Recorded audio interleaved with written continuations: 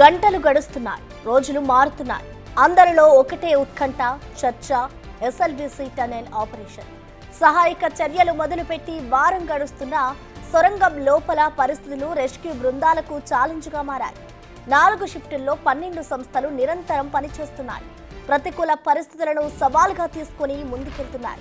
అయితే టన్నెల్ లోపల 13.5 కిలోమీటర్ల పాయింట్ దగ్గరే అసలు సమస్య ఉంది. నీటి ఊట ఫోర్స్గా వస్తుంది. దానికి బురద కూడా తోడవడంతో దాన్ని దాటి ముందుకెళ్లలేకపోతున్నాయి. పైగా మట్టిని తొలగించడం కూడా సవాలుగా మారింది. కన్వేయర్ బెల్ట్ ఇంకా పనిచేయట్లేదు. ఇవాళ సాయంత్రానికి రిపేర్లు పూర్తయి అందుబాటులోకి వచ్చే ఛాన్స్ ఉంది.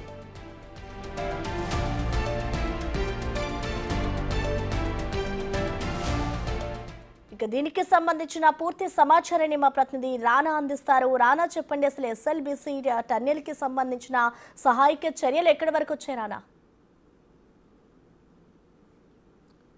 ఇవాళ ఎగ్జాక్ట్గా 10వ రోజు. ప్రతిరోజు వాళ్ళు రెస్క్యూ ఆపరేషన్ను ముమ్మరం చేస్తూనే ఉన్నారు. లోపలికి వెళ్తున్నారు.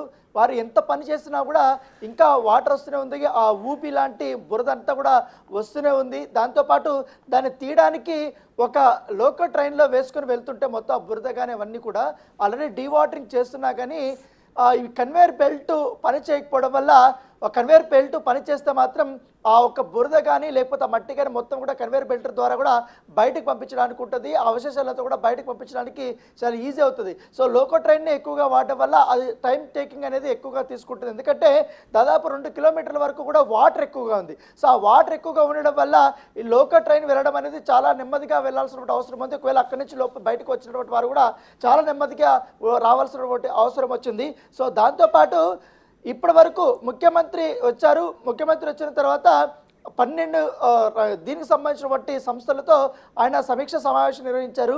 ఆర్మీతో కానీ, బీఆర్ఓతో కానీ, సింగరేణితో కానీ, దాంతోపాటు ఎన్జీఆర్ఎల్తో పాటు ఎన్డీఆర్ఎఫ్తో కానీ వీళ్ళందరితో కూడా కూర్చొని నిన్న దాదాపు 1.5 గంటల పాటు కూడా ఆయన చర్చలు జరిపారు. మొత్తం కూలంకషంగా కూడా ఆయన చర్చించారు.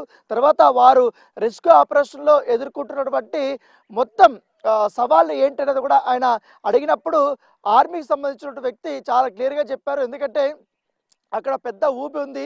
దాంతోపాటు 5,000 6,000 లీటర్ల దాకా ఎప్పటికెప్పుడు వాటర్ వస్తూనే ఉంది.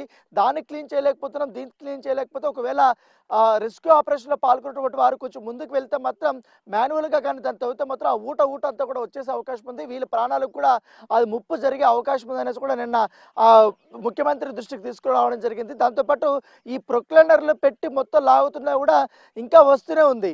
సో ఈ నేపథ్యంలో అది అతిపెద్ద సవాలుగా కూడా మారిపోయింది అనేసి కూడా వారు చెప్పారు. ఎందుకంటే గతంలో జరిగిన టన్నెల్ ప్రమాదాలు కానీ ఇతర దేశాల్లో కానీ ఇండియాలో జరిగినటువంటి వాటికి కానీ బేరీజు వేసుకున్న తర్వాత ఇదే అత్యంత సంక్లిష్టమైనటువంటి రెస్క్యూ ఆపరేషన్గా కూడా వాళ్ళు ముఖ్యమంత్రికి వారు చెప్పారు. గతంలో ఎప్పుడు ఇలాంటి చెప్పలేదు. ఎందుకంటే గతంలో జరిగినప్పుడు కానీ ఒక వే అనేది మేము సిద్ధం చేసుకునేవారం. రైట్ సైడ్ కానీ లెఫ్ట్ సైడ్ కానీ ఒక హోల్ అనేది చేసుకుని ఆ సంఘటన స్థలాన్ని తీసుకొని వచ్చి మొత్తం బయటకు తీసుకొని వచ్చేవాళ్ళు. కాకపోతే ఇది అట్లా లేదు. ఎందుకంటే ఎటువైపు హోల్ పెట్టినా కూడా ఖచ్చితంగా వాటర్తో ఉంది, ఒక ఊబి ఉంది, మొత్తం మట్టంతా పిల్లలంతా కూడా ఒక్కసారిగా పడిపోయే అవకాశం ఉంది. ఎందుకంటే దాని ఫోర్స్కి ఏకంగా టీబీఎం మిషనే ముందుకు వచ్చేసిందంటే 2 భాగాలు అయిపోయిందంటే అర్థం చేసుకోండి అది ఎంత పెద్ద స్థాయిలో ఉందనేది కూడా ముఖ్యమంత్రికి నిన్న వివరించడంతో ముఖ్యమంత్రి చాలా కీలకమైనటువంటి కామెంట్ చేయడం జరిగింది. అవసరమైతే రోబోలను సైతం మీరు తీసుకురండి అనేసి కూడా ఇవాళ కానీ రేపు కానీ ఇంత అందుబాటులో ఉంటే రోబోల్ని మీరు తీసుకొని వాడండి అనేసి కూడా వాళ్ళు చెప్పడం జరిగింది. దాంతోపాటు ఈ కన్వేయర్ బెల్ట్ని యుద్ధ ప్రాతిపదికన మీరు తీసుకొని వెంటనే రిపేర్ చేయండి అనేసి కూడా ఆయన చెప్పారు. దాదాపు ఈ రెస్క్యూ ఆపరేషన్లో పాల్గొంటున్నటువంటి వారందరూ కూడా సమన్వయంతో కూడా పనిచేయండి. ఎందుకంటే మీరు 15 రోజుల నుంచి కూడా ఆర్నిషలు కూడా చాలా వరకు కష్టపడుతున్నారు. దానితో పాటు ఇప్పుడు మీటింగ్లో మాట్లాడుకున్నటువంటి ప్రతి ఒక్క అంశం కూడా మినిట్ టు మినిట్ రిపోర్ట్ను కూడా తయారు చేయండి. రేపొద్దున్నే ఎటువంటి ప్రమాదాలు కానీ ఎటువంటివి వచ్చినా కూడా ఎవరు అధికారులు వచ్చినా కూడా వీటంతా కూడా చదువుకుంటారు, తర్వాత యాక్షన్ తీసుకోబోతారు అనేది కూడా ఆయన చెప్పడం జరిగింది. సో ఇవాళ ఎట్టి పరిస్థితుల్లోనే అత్యంత దగ్గరగా వెళ్తాము.